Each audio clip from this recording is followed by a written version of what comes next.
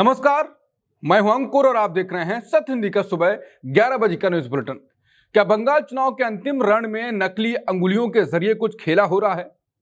भवानीपुर में शुभेंदु अधिकारी के एक सनसनीखेज दावे ने चौंका दिया। वहीं दिल्ली से बिश्केक तक एक ऐसी स्क्रिप्ट चर्चा में है जिसने मोदी सरकार की मुश्किलें बढ़ा दी।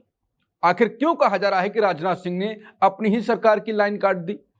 इतना ही नहीं, अदालती इतिहास का एक ऐसा अजीबोगरीब फैसला जिसने 90 साल की बुजुर्ग महिला को इंसाफ के लिए सीधे 2046 की तारीख थमा दी।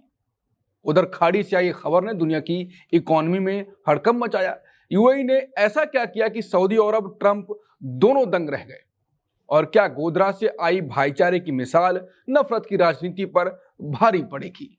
बुलेटिन में इन तमाम बड़ी खबरों की पर्दे खोलते हैं। पहले जान लेते हैं बुलेटिन की 5 बड़ी खबरें। बंगाल का फाइनल मुकाबला आज 142 सीटों पर हो रहा है मतदान। डेरेक ओब्रायन का पीएम मोदी पर हमला, 4 मई के लिए दे दी चुनौती। बंगाल में भारी फोर्स की तैनाती पर गोखले के वार, कहा बीजेपी को हार का डर। शुभेंदु का टीएमसी पर 750 नकली अंगुलियां खरीद फर्जी वोटिंग का आरोप, भवानीपुर में बवाल। एससीओ सम्मेलन में राजनाथ के बयान से घिरे मोदी, कहा गया पूरी स्क्रिप्ट पर पानी फेर दिया। तो अब शुरू करते हैं बंगाल चुनाव में आज हो रहे फाइनल मुकाबले से। पश्चिम बंगाल में आज दूसरे और आखिरी चरण के लिए 142 सीटों पर वोट डाले जा रहे हैं। भारी सुरक्षा के बीच सुबह 7 बजे से 7 जिलों की 142 सीटों पर वोटिंग शुरू हो गई है।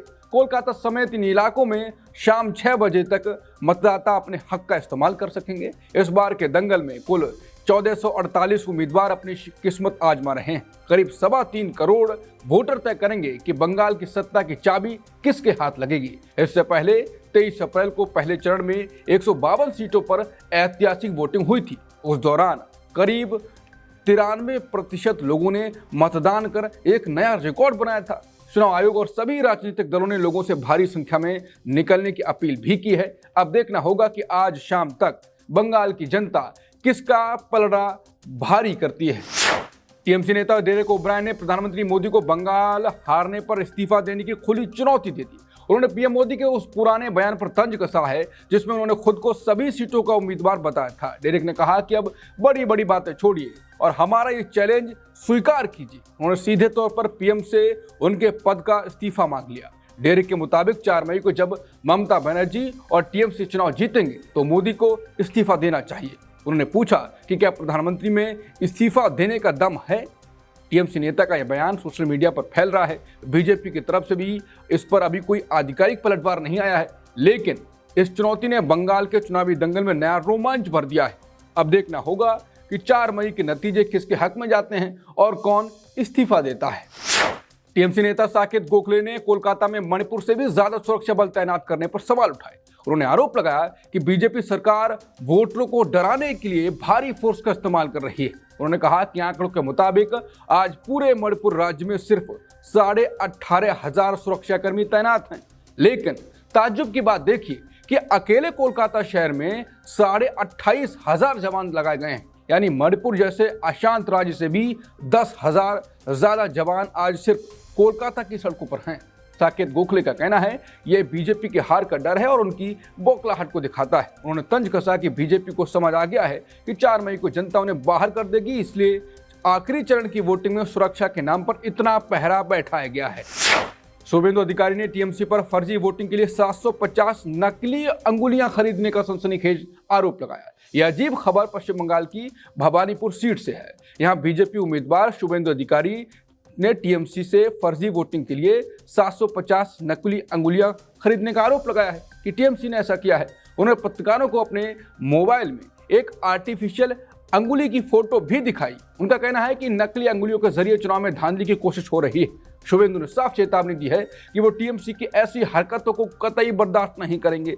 बता दें कि भवानीपुर सीट पर शुभेंदु का सीधा मुकाबला मुख्यमंत्री ममता बनर्जी से है। वहीं टीएमसी ने इन सभी आरोपों को सिरे से खारिज कर दिया। देखना होगा कि चुनाव आयोग इस अनोखे आरोप पर क्या करता है। पश्चिम बंगाल में दक्षिण 24 परगना जिले के फाल्टा थाने में आईपीएस अजय पाल शर्मा के खिलाफ एफआईआर दर्ज हुई। उन पर रात के वक्त घरों में जबरन घुसकर महिलाओं के साथ मारपीट करने का आरोप है। रिपोर्ट के मुताबिक पीड़ितों में से एक महिला ने खुद ये शिकायत दर्ज कराई। उसमें कहा गया कि शर्मा केंद्रीय बलों के जवानों के साथ पहुंचे थे। महिला ने आरोप लगाया कि सुरक्षा बलों ने न केवल घर में घुसकर मारपीट की, बल्कि महिलाओं के साथ छेड़छाड़ और एक खास राजनीतिक दल को वोट देने का दबाव भी बनाया।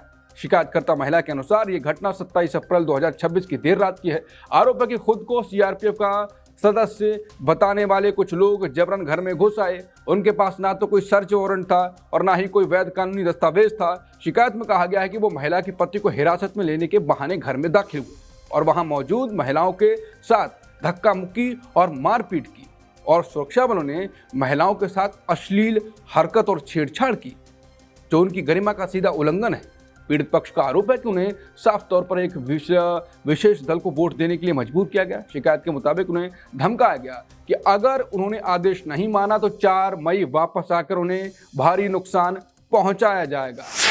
बंगाल के दक्षिण 24 परगना जिले में पुलिस ऑब्जर्वर अजयपाल शर्मा को हटाने के लिए अब सुप्रीम कोर्ट में गुहार लगाई गई। इस याचिका में आरोप है कि यूपी के ये एनकाउंटर स्पेशलिस्ट अफसर पक्षपात कर रहे हैं और डरा धमका रहे हैं। उनकी तैनाती को लेकर अब टीएमसी और बीजेपी के बीच जबरदस्त तकरार शुरू हो गई। बीजेपी और चुनाव आयोग का कहना है कि उन्हें निष्पक्ष चुनाव कराने के लिए भेजा गया है, लेकिन टीएमसी और अखिलेश यादव का आरोप है कि उन्हें डराने के लिए तैनात किया गया है। मंगलवार को दक्षिण 24 परगना के फाल्टा में टीएमसी कार्यकर्ताओं ने जमकर प्रदर्शन किया। वहां कार्यकर्ताओं ने उनके सामने जय बांग्ला के नारे लगाए और जमकर विरोध जताया। असल में मामला तब बढ़ा जब अजयपाल सोमवार रात टीएमसी उम्मीदवार जहांगीर खान के घर पहुंचे। वहां उन्होंने कड़ी चेतावनी दी कि किसी भी हाल में वोटरों को डराना बर्दाश्त नहीं होगा। आयोग को खबर मिली थी कि वहां लोगों के वोटर आईडी कार्ड जबरन जमा किए जा रहे हैं। इसी के बाद अजयपाल शर्मा एक्शन में आए और अब मामला देश की सबसे बड़ी अदालत पर पहुंच गया है। खबरें अभी और भी हैं जिन्हें आपको जानना चाहिए, लेकिन उससे पहले सत्य हिंदी को लेकर खबर भी जान लेते हैं। अगर आपको सत्य हिंदी का काम पसंद है तो आपकी पसंद और ज्यादा अच्छा काम करे, उसके लिए आपका सपोर्ट भी जरूरी है। इसके लिए आपको कुछ बड़ा नहीं करना है। पहला कदम है सत्य हिंदी का ऐप डाउनलोड कर सकते हैं, जिससे आप ये बुलेटिन, दूसरे वीडियोस और खबरें एक ही जगह देख और पढ़ सकेंगे। और आप सत्य हिंदी की मेंबरशिप लेकर भी सत्य हिंदी के काम को सपोर्ट कर सकते हैं। जो आपको आसान लगे वो आप करें। तो अब बुलेटिन में आगे देखिए। बिश्केक में राजनाथ के बयान से घिर गए पीएम मोदी।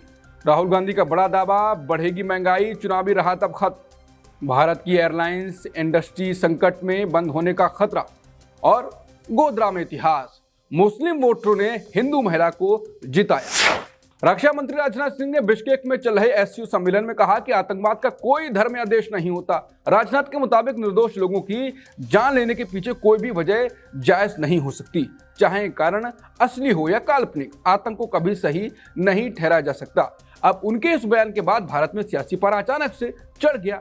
यूथ कांग्रेस के नेता श्रीनिवास बीवी ने राजनाथ के बयान पर तीखा पलटवार किया। उन्होंने कहा कि रक्षा मंत्री ने तो बीजेपी की पूरी स्क्रिप्ट पर ही पानी फेर दिया।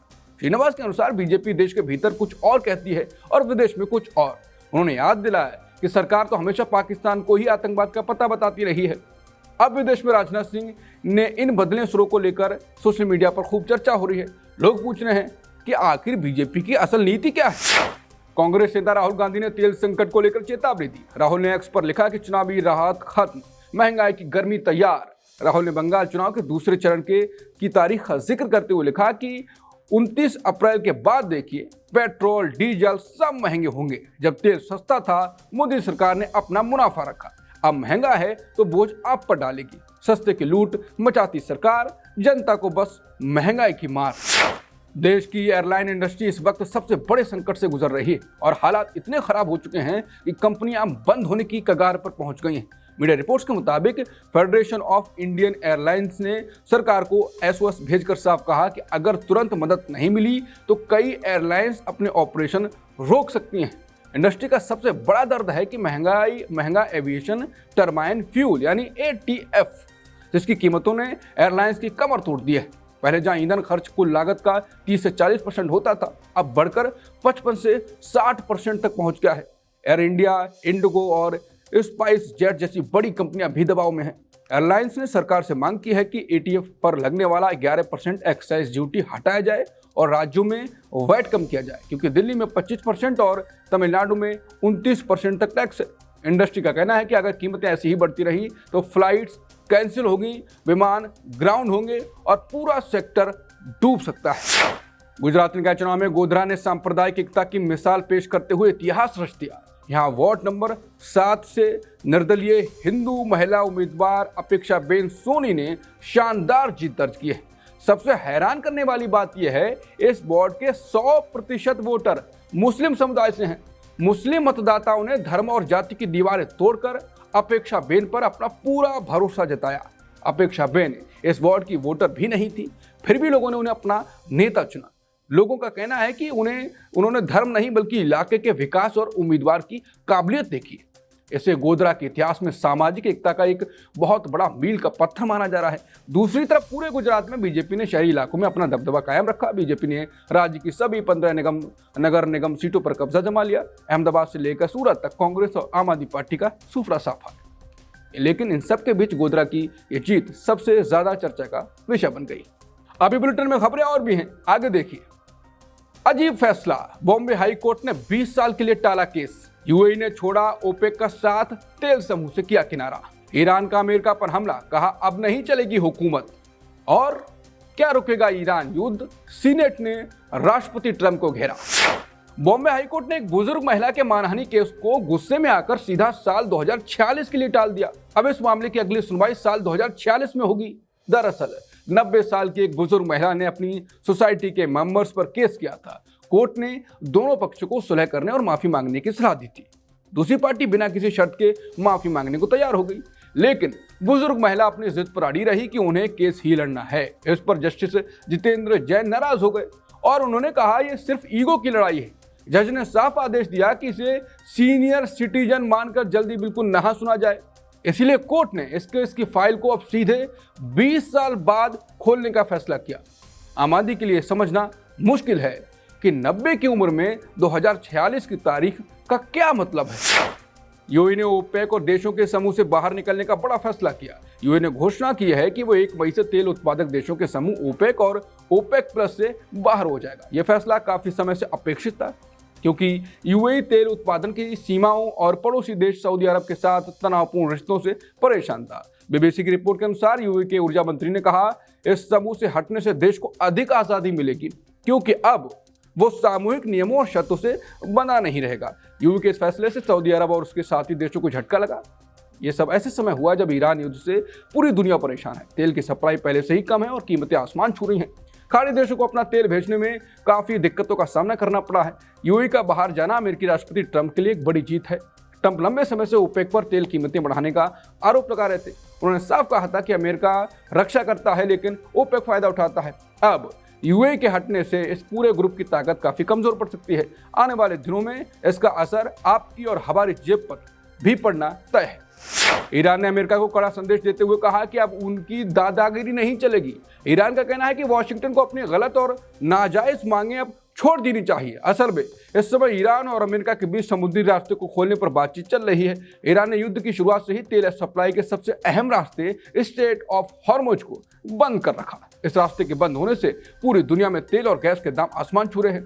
अमेरिका अब ईरान के उस नए प्रस्ताव पर विचार कर रहा है जिससे यह रास्ता दोबारा खुल सके। हालांकि दोनों देशों के बीच अभी युद्ध तो रुका हुआ है, लेकिन शांति की कोई पक्की राह नहीं निकलती दिखाई दे रही। ईरान ने यह भी कहा कि वो अपनी सैन्य ताकत को दूसरे स्वतंत्र देशों के साथ बांटने के लिए तैयार है। अब सबकी नजरें अमेरिका पर है कि वो ईरान की इन शर्तों को कैसे स्वीकार करता है। अमेरिकी सीनेट ने ईरान युद्ध को लेकर राष्ट्रपति ट्रंप से जवाबदेही और कानूनी मंजूरी मांगी है। सीनेटरों का कहना है कि राष्ट्रपति ट्रंप को इस युद्ध के लिए संसद से मंजूरी लेनी होगी। असल में वॉर पावर्स एक्ट के तहत युद्ध शुरू होने के 60 दिन पूरे होने वाले हैं। नियम के मुताबिक अब राष्ट्रपति को सांसदों से आधिकारिक इजाजत लेनी ही पड़ेगी। सीनेटर सुसान कोलिंस ने साफ कर दिया कि बिना मंजूरी युद्ध जारी नहीं रह सकता। या तो राष्ट्रपति मंजूरी ले, वरना संसद इस युद्ध के बीच में ही उसको रोक सकती है। हालांकि उम्मीद है कि राष्ट्रपति ट्रंप सुरक्षा कारणों का हवाला देकर 30 दिन का समय मांगेंगे। इस बीच सीनेट की समितियां रक्षा मंत्री पीट हेगसेथ से बंद कमरे में सवाल जवाब करेंगी। सांसद जानना चाहते हैं कि युद्ध किस दिशा में जा रहा है और जनता का पैसा कहां लग रहा है। ट्रंप प्रशासन के लिए अब अपनी हर कार्रवाई का हिसाब देना कानूनी रूप से जरूरी हो गया है। सुबह 11 बजे के बुलेटिन में इतना ही। बाकी खबरों के लिए बने रहिए सत्य हिंदी के साथ। नमस्कार।